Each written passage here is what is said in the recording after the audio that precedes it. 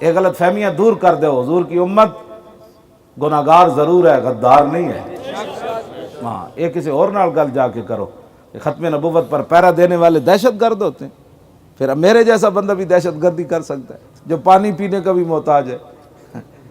کوئی بات کرو، یہ قیامت تک کنہ وچ نام لکھانا ہے کہ ایک ویل چیئر تے بیٹھ کے تاجدار ختم نبوت دا نعرہ لاندا سی تے ججا نے انہوں کی کہتے ہو دہشت گرد ہے، کن میں نام لکھانا چاہتے ہو؟ قیامت والے دن جنہوں کے سامنے پیش ہونا ہے، کوئی تمہیں سمجھ ہے اس بات کی؟ یہ چند دن کی دنیا ہے، پھر چلے جانا ہے۔ تاریخ میں کس نام کے ساتھ تمہیں پکارا جائے گا؟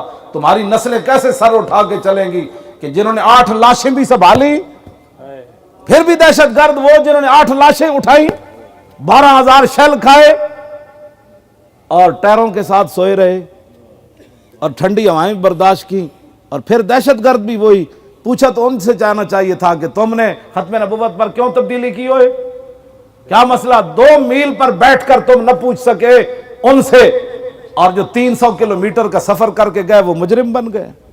ایسے نہیں ہوگا انشاءاللہ، ایسے نہیں ہوگا۔ ہاں جی، نہیں ادھر تاجدار ختم نبوت